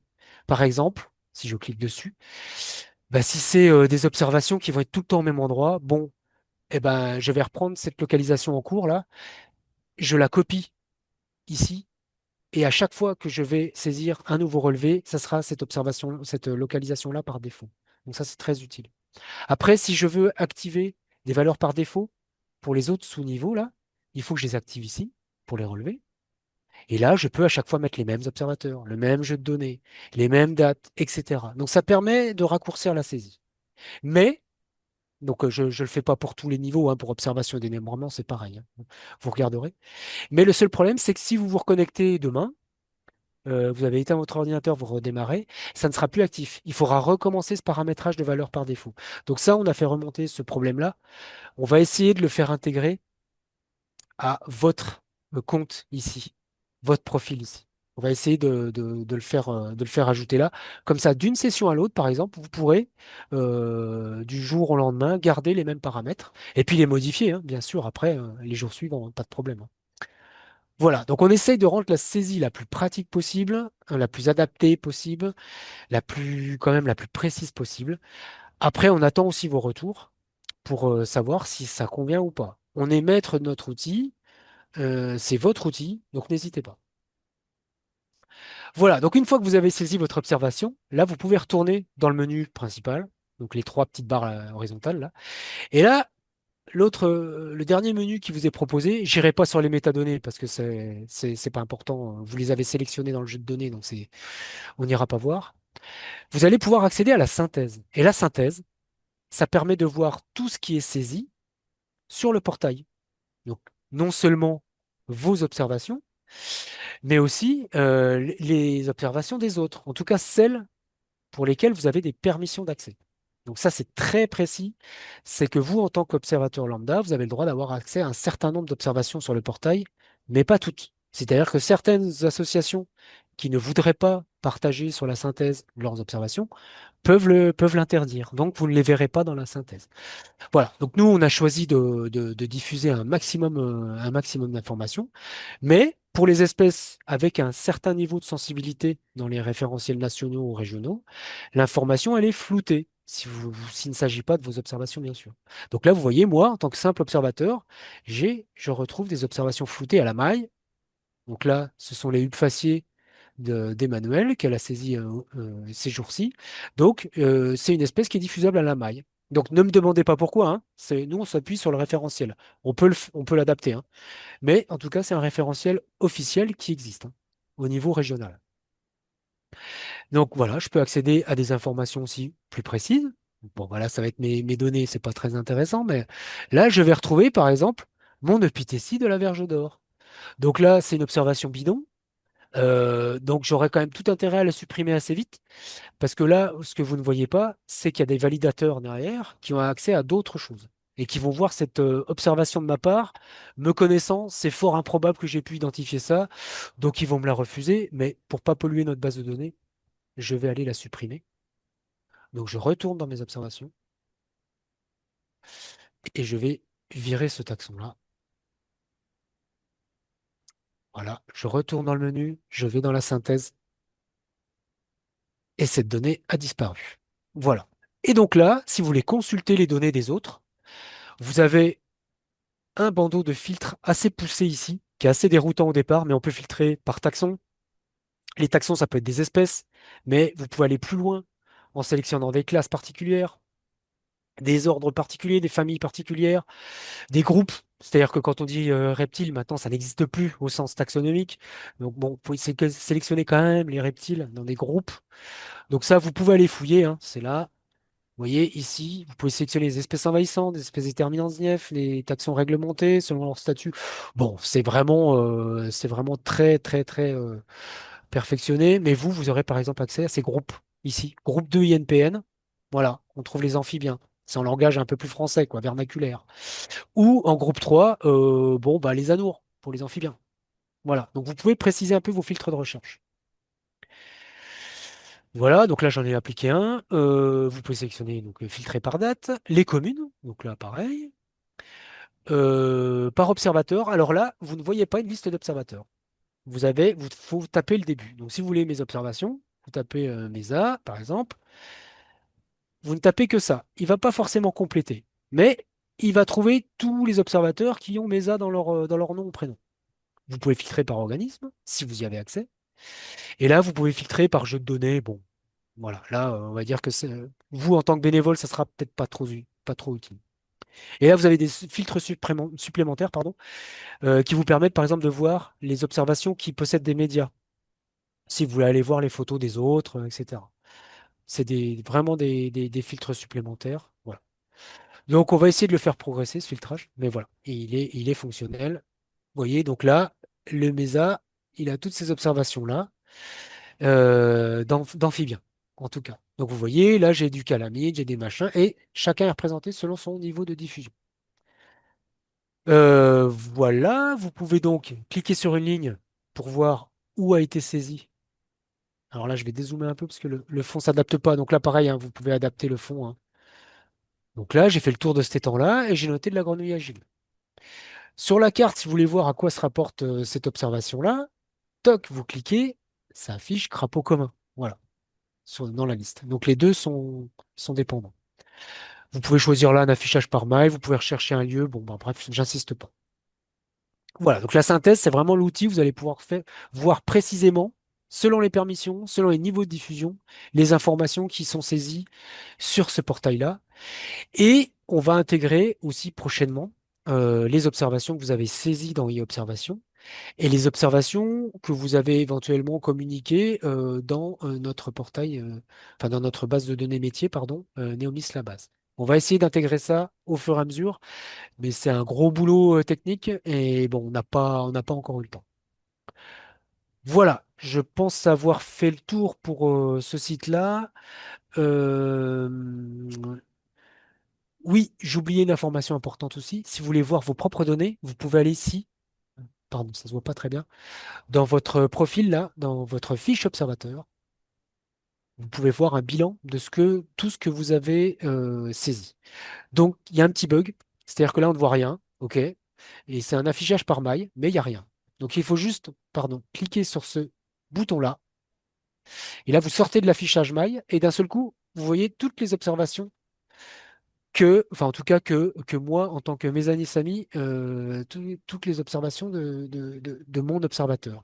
Mais comme j'ai mon compte pro qui est au même nom que moi, j'ai aussi accès à mes données professionnelles, mais comme je suis un observateur lambda, j'y ai pas accès précisément. J'y ai le niveau de diffusion euh, qui s'applique. Donc ça, c'est normal, mais vous ne serez pas confronté à ça, vous aurez toutes vos données précises. Et donc là, si je repasse en mode bail, c'est bon, je les vois. Donc il y a un petit bug au départ qui efface d'ailleurs le contour bourguignon. Donc vous avez juste à le sélectionner ici, il va réapparaître. Voilà. Vous pouvez rechercher un lieu, vous pouvez voir les taxons, la liste des taxons que vous avez observés. Donc là, pareil, un petit problème de représentation des noms d'espèces, hein, puisqu'il n'y a pas de majuscule au nom d'espèce en français. Et je pense que les entomologistes vont nous rentrer dedans parce qu'il n'y a pas les noms latins en premier. Donc ça, pareil, c'est un développement qu'on va financer cette année pour que les observateurs dans leur profil aient le choix entre la représentation par nom vernaculaire français ou par nom latin. Voilà, donc là, vous irez fouiller, vous pourrez voir toutes vos photos. Voilà, vous avez un petit bilan ici. Ensuite, je reviens sur la page d'accueil. On a une application mobile. Donc là, comment faire pour la télécharger? Vous lisez bien, hein, donc là, vous avez accès à un QR code. Donc avec votre mobile, vous afficherez simplement ce QR code-là. Vous allez le scanner et il vous proposera de télécharger un fichier APK qui s'appelle Neomis aussi. Et il vous demandera d'accorder les droits pour accéder aux photos, enfin déjà d'installer le logiciel, d'accéder à vos fichiers, d'accéder à vos photos, d'accéder à votre GPS. Donc ça, il faudra bien valider, autoriser l'application à y accéder. Et après, une fois que vous y avez accès, vous allez pouvoir lancer l'application. Donc je vais essayer de vous montrer à quoi ça ressemble en vous partageant mon téléphone. Alors attendez, je vais vous montrer. Je pense que vous le voyez. Voilà. Donc sur le smartphone, une fois que vous avez le lancé, vous allez devoir vous identifier avec les mêmes identifiants que dans Neomis Naturalist. Ce sont les mêmes. Et il va falloir aller dans les paramètres et préciser le serveur auquel vous allez vous connecter. Puisque vous aurez le choix, hein, si vous changez de région, de vous connecter à des serveurs différents. Quand vous êtes en Bourgogne, vous vous connectez au nôtre, mais si vous connaissez d'autres régions qui sont équipées de GeoNature et que vous allez dans cette région-là, vous pouvez vous connecter à ces portails-là. Donc ça, c'est très très bien. Donc là, voilà l'URL que vous allez devoir rentrer. Donc je peux vous la recopier là sur le chat, mais ça sera dans nos tutoriels sur notre site, hein. Voilà. Alors, il y a quelqu'un qui me demande si oui, j'ai enregistré des données hors Bourgogne. Effectivement, c'était pour des raisons de test. J'ai enregistré des données hors Bourgogne. Donc voilà, bien préciser cette adresse-là pour avoir notre serveur. Et ensuite, vous préciserez le jeu de données par défaut. Donc là, c'est toujours observation opportuniste de faune, mais vous pouvez changer, mais par défaut, ça sera celui-là. Et votre observateur par défaut aussi. Donc ça, c'est pareil, c'est assez bizarre parce qu'on a accès à toute la liste des observateurs du portail. Bon, c'est quelque chose que j'ai soulevé aussi au niveau national. C'est pas très très bien pour les données personnelles. Mais bon, pour l'instant, c'est comme ça. Sélectionnez donc bien votre observateur ici. Et là, vous avez des options pour la carte. Ça, vous pourrez tester. Mais je vous conseille bien sûr d'afficher les fonds, l'échelle, la boussole éventuellement. Bon, le reste, à vous de voir. Et une fois que c'est paramétré, la première chose que vous allez faire dans ce menu-là, c'est de mettre à jour les données. Donc, il va se synchroniser avec notre serveur. Donc, ça peut prendre plus ou moins de temps. Donc là, il va falloir être patient la première fois. Et une fois que c'est fait, bah, vous allez pouvoir ajouter votre premier relevé. Donc là, le formulaire va être légèrement différent pour l'instant de ce qu'on a sur le site internet, son Neomis Naturalist, mais il va évoluer prochainement pour être un peu plus raccord avec ce qu'on a sur le site internet. Donc là, vous voyez, j'ai mon observateur par défaut, mon jeu de données par défaut, ma date et l'heure actuelle lorsque j'ai cliqué sur le bouton Ajouter un relevé. Le commentaire du relevé, et voilà. Et donc là, maintenant, on passe à la partie carto.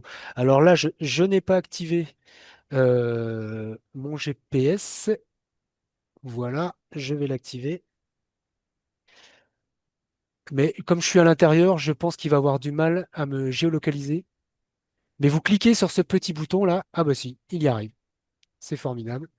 Donc une fois que vous êtes géolocalisé, soit vous lui faites confiance, vous cliquez directement sur le bouton plus, voilà, petite pastille. Soit si vous êtes un petit peu à côté, vous cliquez assez longtemps, vous laissez cliquer une demi-seconde à l'endroit que vous souhaitez. Pareil, vous pouvez changer le fond de carte. Ici, si vous voulez les orthophotos, si vous voulez le plan IGN, libre à vous de les sélectionner. Donc, admettons l'orthophoto. Vous pouvez zoomer, hein, bien sûr. Alors, attendez, moi, sur mon téléphone, j'ai pas choisi d'ajouter le plus et le moins. Donc, je le fais à la main, là. Vous le voyez pas, mais je le fais à la main. Voilà. Donc là, je peux choisir de localiser l'observation précisément ici. Une fois que c'est fait, bah, vous cliquez sur suivant. Et là, bah, vous avez accès à la liste des taxons. Vous pouvez tout de suite rechercher un taxon. Donc, je ne sais pas si le Pitessie de la Verge d'Or est disponible, mais bien sûr, elle est disponible. Donc, je la sélectionne et je clique sur suivant. Et donc là, on va retomber sur des champs classiques, mais légèrement différents de ce qu'on a sur le site. Donc là, bon, bah, je l'ai vue, je l'ai observée, elle était vivante. Et en comportement, je ne sais pas si ça chante, mais je vais mettre un chant et je peux mettre un comportement. Voilà. Et là, si vous cliquez sur information avancée, pour l'instant, ça ne rajoute juste qu'un champ ici. Ça va être amené à peut-être s'enrichir. Une fois que vous avez créé votre, enfin, vous avez ajouté votre espèce, là, vous pouvez ajouter un premier dénombrement. Vous voyez, on passe au niveau inférieur. Premier dénombrement, bon bah là, c'était une chenille. Je ne connais pas le sexe, et donc c'était bien un individu. Et je ne sais plus s'il y en avait. Alors là, vous faites défiler comme ça, entre 5 et 10, quoi. Ou 5 et 8, ce sera plus simple. Voilà, j'en ai vu entre 5 et 8, j'ai mal compté. Et si vous cliquez sur information détaillée, vous allez pouvoir ajouter une photo. Donc là, soit depuis votre galerie de photos, si vous avez déjà pris la photo de l'espèce, à l'extérieur de l'application, soit vous pouvez directement vous connecter, bien sûr, à votre appareil photo. Donc une fois que c'est fait, vous sauvegardez. Et donc là, vous avez votre liste de dénombrement de cet épithète de la Verge d'Or. Et vous pourrez ajouter un deuxième dénombrement éventuellement. Ou alors, si vous avez fini avec ce taxon-là, vous cliquez sur suivant. Hein, donc là, il ne faut pas se tromper de niveau. On est toujours dans les dénombrements. On ajoute un dénombrement ou pas. Sinon, on change de taxon en cliquant sur suivant. Et donc là, je peux ajouter un nouveau taxon. Donc là, bon, j'en ai pas d'autres. Je vais terminer. Voilà. Donc là, j'ai mon relevé qui est terminé. Et je peux tout de suite l'envoyer. Donc, si vous en faites plusieurs sans les envoyer, ils vont se cumuler ici et vous pouvez les envoyer d'un seul coup. Vous n'êtes pas obligé de les envoyer en direct. Donc là, bah, vous cliquez sur envoyer et voilà, ça disparaît. Puisque Neomis Mobile, notre application mobile, elle ne sert qu'à saisir. Il n'y a aucune gestion ou restitution de données sur cette application-là. Il y a une nouvelle application qui va être disponible peut-être prochainement. Le projet là a intégré une nouvelle application qui permet de voir ce qui se fait ailleurs, qui permet d'avoir la synthèse sur le smartphone. Mais pour l'instant, ce n'est pas le cas. Donc une fois que l'information est envoyée, eh ben, elle n'est plus disponible dans l'application web. Par contre, vous allez la retrouver sur le portail. Si je reviens ici sur le portail, si je vais dans les observations, je retrouve cette pitessie de la Verge d'Or, qui était bien au bord du lac, comme je l'ai géolocalisé. Voilà, donc la synchronisation se fait très rapidement. Voilà. Donc, on a terminé pour la saisie et la restitution des données. Je vais juste vous montrer un dernier site et après j'en aurai fini. On pourra passer aux questions. J'ai 20 minutes de retard. Notre dernier site de l'écosystème Neomis, c'est pour le grand public. C'est un site consacré aux enquêtes. Avant, on faisait tout sur le même site. Là, on a tout scindé. C'est que là, c'est un site qui va être dédié à ça, avec des enquêtes par territoire, des enquêtes donc par thématique, bien sûr. Là, on n'en a fait qu'une pour l'instant, qui a commencé à être ouverte, mais vous, ça ne vous concerne pas puisque vous saisissez dans Neomis Naturalist. Mais ça va être amené à se développer. Donc là, l'interface est différente, hein, c'est une autre application qui a été développée dans un contexte différent et donc elle est technologiquement différente. Mais ça va être adapté au grand public avec inscription ou pas. C'est nous qui choisirons selon les enquêtes. Sur un territoire donné ou pas. Donc ça va nous servir par exemple pour les atlas de biodiversité communale.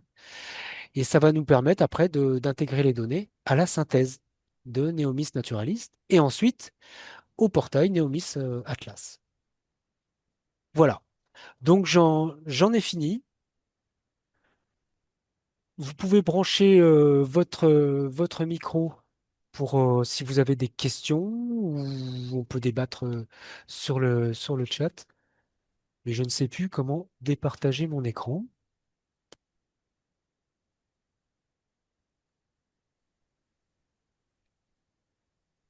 Voilà, donc je suis à votre écoute si vous avez des questions.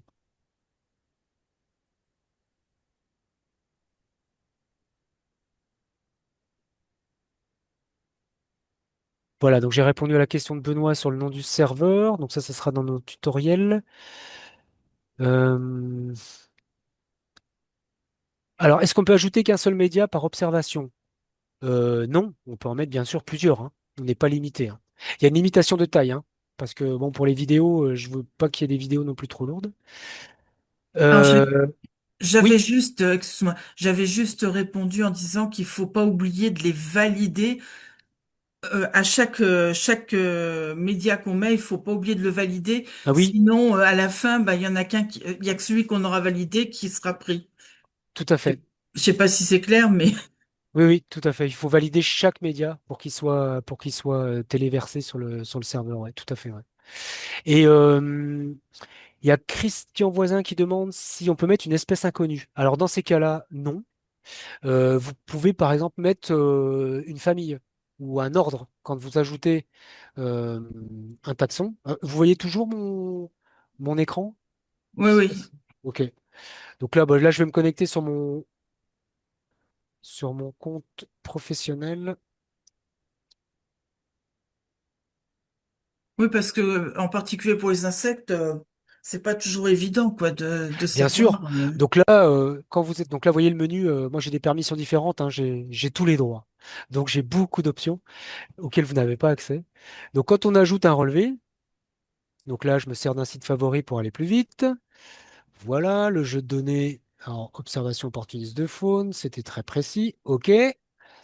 Donc là, bah, si je ne sais pas ce que c'était, je peux mettre, par exemple, je sais pas, ça existe les limnidiers. Voilà. Donc là, il y avait un Limnifilini SP ou un Limnius SP, ou ça peut être, euh, je prends ce qui me vient, Ardéidé. Non, il n'y a pas ça. Alors Non, mais pour les autres, c'est là que ça va être compliqué parce que bon, en imaginant une mouche, des fois, nous, on sait pas, on va pas avoir non eh plus ben, à passer trois tu sais jours que c'est pour un, trouver. tu sais que c'est un diptère. Donc tu mets Oui, un diptère, diptère. ouais. Si tu sais pas, Ah, on peut mettre ah diptère, ouais. oui, ouais, tu peux mettre diptère. D'accord. Et tu mets, je ne suis pas sûr de l'espèce. Ok. Sinon, carrément, alors ça, je vous conseille pas parce que bon, pour valider ça, vous mettez animaux. Animaux, je ne suis pas sûr de l'espèce et vous mettez une photo, quoi. Bon, D'accord. je dis bien. Mais si on peut déjà remplir la famille ou le groupe, grosso modo, c'est déjà bien. Ça nous aiguille Ouais, un peu. donc, C'est ouais, déjà faisable, quoi. diptère, Il y a pas, ouais, ouais, il y a pas de problème. Donc voilà, Christian, j'espère que j'ai répondu à votre question. Pas encore de possibilité de mettre des photos du relevé. Non, ça, on peut pas encore le mettre. C'est vrai que par rapport à e-observation, on pouvait mettre une photo du site. Là, on ne peut pas le faire. On peut mettre que des photos pour les taxons. Est-ce qu'on peut modifier un polygone créé et enregistré dans les sites favoris? Donc ça, Marie-Françoise, c'est toi qui posais cette question. On ne peut pas le modifier. Il faut le Ouais, donc, recréer faut et le recréer, supprimer d'accord. le précédent. Ouais. Non, parce qu'en fait, quand on dessine un site, un polygone, comme ne voit pas les autres qu'on a déjà créés, moi j'en ai deux qui se superposent parce que bon, bah, j'ai pas fait attention et c'est couillon quoi. Donc je me Ouais. demandais si je pouvais pas modifier le second parce que je me suis planté sur un trait quoi Hmm. et qu'il Bah est en là, superposition sur le premier, celui qui est à côté. pour l'instant, c'est juste. ajout, suppression. Il n'y a pas de D'accord, gestion ok. fine derrière. Après, si tu as des besoins particuliers, moi j'ai des accès, je peux le faire à ta place Non, c'est si pas tu m'aiguilles. dramatique. Mais toujours Ça problème. va pas être Ouais, d'accord. Et dans l'atteinte à les, la biodiversité, non. et dans les favoris? Et dans les favoris, pour les retrouver, c'est par ordre alphabétique? Comment c'est au niveau des noms qu'on a donnés? Alors, bonne question. Je ne sais pas. Je vais Parce que voir dans les c'est, miens. quand on Je en a pense. beaucoup, ça peut être vite le bordel. Ouais, c'est par ordre alphabétique, ouais. Ouais, Ordre alphabétique? C'est ouais. par ordre alphabétique et tu retrouves tous tes sites que tu avais créés sur IOPS en plus, hein, dans la liste. Ça, Hmm. pour l'instant, ça va se faire. Il faut me le demander, ça. Parce qu'effectivement, je peux rapatrier les sites favoris d'IOPS, mais certains veulent redémarrer de zéro, Ah non, surtout non, non. quand c'est des sites favoris qui sont plus utilisés. Mais par exemple, ouais, Christian, je pense que ça peut être utile. Ouais, je peux les rapatrier, ouais, bien sûr. Comme ça, il n'y aura pas à les ressaisir et ça nous Moi permettra d'avoir aussi, ouais, ça serait sympa. Ouais. les mêmes points au même endroit. Alors, Benoît me dit que les coordonnées GPS peuvent être rentrées directement dans la barre de recherche. Ah bah d'accord, je ne savais pas. Apparemment ici. Bon, je ne savais pas. Moi, je me sers de GPS là, mais apparemment, bon, c'est possible autrement. Il n'a pas les mêmes nombres que moi sur la page d'accueil. Alors oui, si vous n'avez pas les mêmes chiffres ici, c'est normal. Il y a eu, c'est les observations auxquelles vous avez accès, je pense. Et il y a eu des chiffres farfelus les jours précédents parce qu'on a modifié beaucoup de choses. Et tout simplement là, ces chiffres-là n'étaient pas mis à jour. Donc normalement, vous devrez retomber grosso modo sur 5000 observations. Je dis bien grosso modo. Parce qu'en fait, il y a, là j'en ai pas parlé, hein, mais il y a un autre module qu'observation qui s'appelle suivi. Et ça, on en parlera au compte-gouttes. Vous n'y avez pas accès, ou alors sauf si vous y êtes autorisé nominativement. Ce sont des protocoles que peuvent faire certains membres de groupe comme le groupe reptile, hein, le GRAB. Certains vont faire du pop amphibien et du pop reptile. Certains passionnés d'insectes vont faire du suivi temporel des repalocères de France. Donc, c'est des protocoles bien particuliers avec des permissions. Et tant que vous n'êtes pas autorisé, vous n'y avez pas accès. Et là, il y a un autre module qui s'appelle validation. C'est là où nous, le groupe scientifique, on valide les observations. Voilà. Donc, certains d'entre vous y ont déjà accès parce qu'ils sont validateurs. Il n'y a pas que les salariés. Voilà. Alors, il n'y a pas. Alors, pour les données non validées, elles sont accessibles dans la synthèse, ici, vos observations, bien sûr. Vous n'avez accès au statut de validation que dans la synthèse. Vous n'y avez pas accès dans vos observations. Là, vous aurez beau chercher dans votre liste d'observations, il n'y a pas le statut de validation. Il faut aller dans synthèse pour le voir. Et donc là, si je vais dans synthèse, voilà, on va voir par exemple ce faucon cresserelle là. Vous allez ici dans le petit i. Et là, vous avez votre observation détaillée, hein. Il y a le détail, les métadonnées, la taxonomie. Bon, voilà, c'est des onglets un peu détaillés. Et vous avez accès au statut de validation de la donnée. Donc là, elle n'a pas encore été validée, cette donnée. Donc personne n'est passé dessus.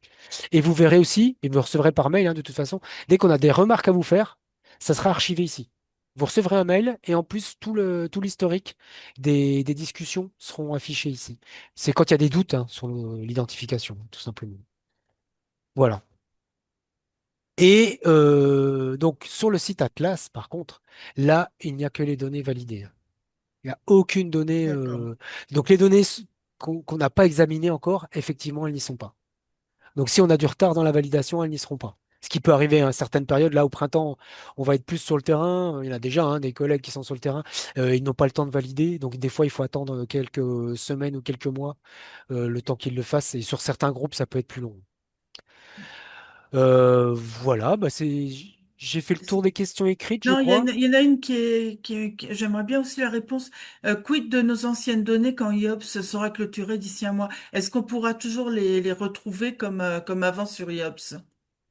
Oui, alors on a deux possibilités. Soit elles seront disponibles dans la synthèse, mais une fois qu'elles sont dans la synthèse, par contre, on ne peut plus les modifier. On peut les valider ou pas, mais on ne peut plus les modifier. Ou alors, moi, je les importe directement, mais ce qui serait beaucoup plus long, de les importer dans vos observations ici. Et là, ça exige beaucoup plus de manipulation, mais vous pourrez les modifier. Modifier l'espèce, modifier la localisation éventuellement. Bon, c'est un choix qu'il faut qu'on fasse nous, puis vous aussi éventuellement, mais ça sera beaucoup plus pratique de les importer dans la synthèse. Et comme ça, même si elles ne sont pas validées, on pourra les valider sur le portail là. Et même si elles sont déjà validées, elles seront validées bien sûr sur ce portail-là. Voilà, ça sera plus rapide. Vous pourrez y avoir accès dans les filtres de la synthèse et vous pourrez les télécharger hein, pour d'autres utilisations éventuellement, quoi. Mais voilà, c'est pas la même manipulation que si on les importe dans les observations directement. On n'a pas fini de t'embêter par téléphone, hein. Mais c'est mon travail. Non, non, mais ça, on y tient. C'est que là, vous aurez aussi accès à toutes vos anciennes observations, si elles sont pas passées par e-observation. Là, on va les mettre à disposition dans la synthèse. Que vous ayez accès un peu à votre carnet naturaliste numérique, quoi. C'est le but. Voilà. Alors, est-ce qu'il y a des nouvelles questions que j'aurais pas vues? Voilà, ok. Oui, donc à voir, hein, Benoît me dit qu'il a 48 000 observations, mais normalement, ça devrait être de l'ordre de 5 000 observations. Alors, petit détail technique, si jamais vous voyez des choses incohérentes ou des messages d'erreur avant de m'appeler, vous mettez à jour, vous rafraîchissez votre page. Première chose à faire, très très importante, c'est qu'on apporte des modifications hein, un peu tous les jours à cette application, et donc il se peut des fois qu'il y ait des petites incompatibilités parce que vous n'avez pas rafraîchi votre page. Donc, dès que votre navigateur va interroger le serveur, ils vont pas se comprendre parce qu'il y a eu des modifications de fait et votre navigateur n'est pas à jour. Donc, dès que vous avez un message erreur, premier réflexe, c'est ça, mettre à jour votre page, rafraîchir votre page. Et si ça persiste, deuxième chose à faire, vous purgez votre cache. Alors, purger Ah! votre cache, c'est un terme très technique. Ce n'est pas médical. C'est simplement euh, ôter toutes les informations d'images, d'informations éventuellement de texte que votre navigateur aurait mis en cache, c'est-à-dire qu'il aurait mis de côté, et qui lui sert à ne pas télécharger systématiquement la même chose dans les mêmes pages si vous y accédez souvent. Donc, c'est pas qu'il est feignant, mais c'est plus rapide. Si vous accédez à ma page d'accueil, ici, là, tout le temps, il va pas télécharger X fois ce truc-là. Il va le mettre en cache. Comme ça, les fois suivantes, il va les chercher déjà dans son cache et ça sera plus rapide pour vous. Mais ça peut poser problème. Donc, pour purger le cache, il y a un raccourci clavier dans Firefox, dans votre navigateur web, si vous utilisez ce logiciel-là. Retenez-le bien, c'est CTRL Maj et Supr. C'est un raccourci clavier. Sinon, après, il faut aller dans les options là de votre navigateur. Et je vous avoue que moi, je ne sais plus où c'est. Ça doit être dans les paramètres, peut-être. Et il faut rentrer dans vos paramètres. Ça doit être dans vie privée, je crois. Vie privée. Voilà. Donc, vous pouvez effacer votre historique là. Voilà. Et ici, vous pouvez purger le cache. Bon, je reconnais, c'est pas très simple. Si vous ne savez pas purger le cache, vous cherchez sur Internet le nom de votre navigateur, purger le cache, et ils vous donneront Euh, le raccourci assez facilement. Mais Juste une question, s'il y en a ici qui sont encore là, qui connaissent mieux que moi, quand on utilise ces cleaners, est-ce que ça vide en même temps ou pas? oui, il doit y avoir des options pour ça. Ouais. Mais je te recommande pas d'utiliser ces cleaners. Bah, je sais pas, c'est ce que je fais tout le Mais temps, mais ouais, c'est soi-disant pour alléger ton ordinateur, mais il t'en rajoute à chaque fois en plus. Donc, il faut l'utiliser de manière ponctuelle et le désinstaller. d'accord. Je te le conseille. Tu vas Ok. parler de tutoriel, il va y avoir des tutoriels ou des... Oui, alors il y en a déjà Quand? sur, On il y en les a trouve... déjà sur notre page. Là, c'est notre nouveau site internet, hein, je reviens là-dessus. hmm, Donc, par exemple, sur Neomis Naturaliste, il y a ouais. déjà Guillaume qui s'est fadé un petit tutoriel là. Voilà, vous cliquez dessus Ah oui, et il y a un PDF qui s'affiche et là, vous avez le temps vous avez le temps de revenir dessus. d'accord, Et notre vidéo est enregistrée. Vous pourrez revenir sur notre vidéo, hein, éventuellement le cas échéant, hein, pour retrouver certaines étapes. d'accord. Voilà, Si. donc sur notre page, vous allez, donc si vous allez sur notre page d'accueil, c'est très simple à trouver. Donc là, voilà, notre site, il se présente comme ça. Vous allez soit dans notre menu Neomis, soit découvrir ici dans le bandeau.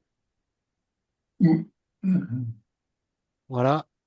Vous accédez à cette page sur Neomis et vous descendez un peu.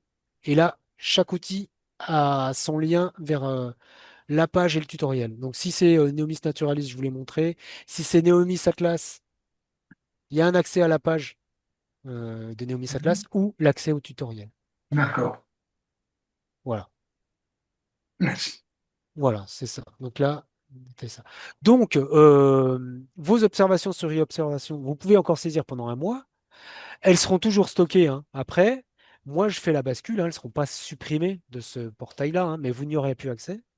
Et moi, charge à moi de faire la bascule ce printemps, sachant que bon, je vais quand même pas tarder à être sur le terrain, donc j'aurai peut-être pas beaucoup de temps pour le faire, mais au pire, ça sera fait cet été, quoi. Mais vraiment au pire.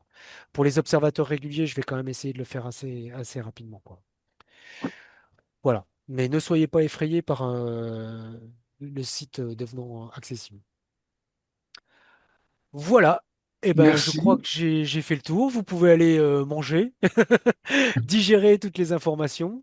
Et puis, on va se dire à bientôt sur le portail ou sur la vidéo si vous voulez la revoir, ou par mail ou par téléphone si vous voulez nous contacter plus précisément. Voilà. D'accord. Eh ben, Merci. Eh bien, bonne Merci. soirée à tout le Bonne monde. soirée. Salut, merci salut, Samy, salut. à bientôt, Au bonne revoir. Allez, au soirée. revoir.